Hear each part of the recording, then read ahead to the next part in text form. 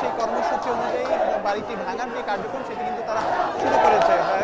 যে সমস্ত ছাত্র জনতারা এসেছেন তারা কিন্তু যেটা বলছেন যে শেখ হাসিনার শাসনামলে যে কর্তৃত্ববাদী শাসনামলের প্রতীক হিসাবে এই ধানমন্ডি 32 নম্বর বাড়িটি রয়েছে, সেই আওয়ামী লীগ কর্তৃত্ববাদীর শাসনামলের মূলত অবসানের যে চিহ্ন যেটি রয়েছে সেটি মূলত এই ধানমন্ডি 32 নম্বর বাড়িটিতে।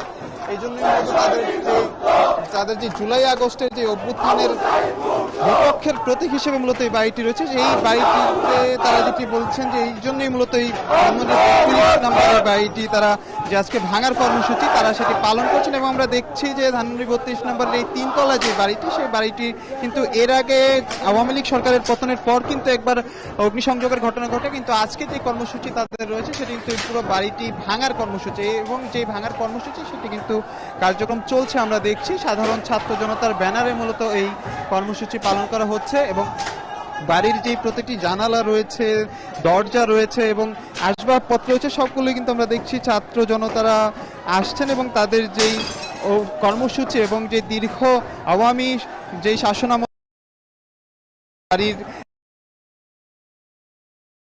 দরজা জানালা কিন্তু ইতিমধ্যেই ভেঙে ফেলা হয়েছে। এবং তাদের আজকে যে কর্মসূচি পুরো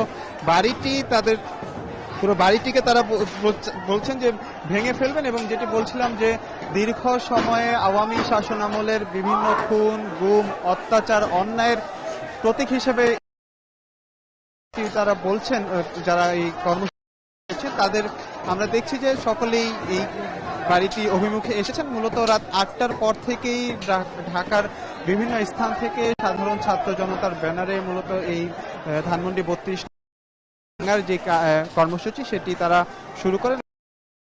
দেখতে পাচ্ছি যে পুরো বাড়িটি করছেন এবং তারা যেভাবে পারছেন বাড়িটি ভাঙার চেষ্টা করছেন। আমরা দেখেছি যে জানালা গুলো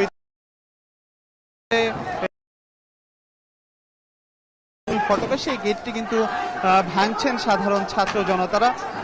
এবং সকলেই যেটি বলছিলাম যে আওয়ামী লীগ সরকারের পতনের পর তারা যেটি বলছিলেন যে জুলাই আগস্টের গণহত্যা সহ দীর্ঘ সময়ে আওয়ামী লীগ সরকারের শাসনামলে সাধারণ মানুষের উপর যে দমন পীড়ন অত্যাচার চালানো হয়েছে। এবং যেটি বলছিলাম যে এর আগে অর্থাৎ আওয়ামী লীগের একেবারে শাসনামলের শুরুর থেকেই যেই অত্যাচার অন্যায়ের প্রতীক হিসেবে মূলত তারা যেটি বলছেন যে এই ধানমন্ডি 32 নম্বর বাড়িটি দাঁড়িয়েছিল। এবং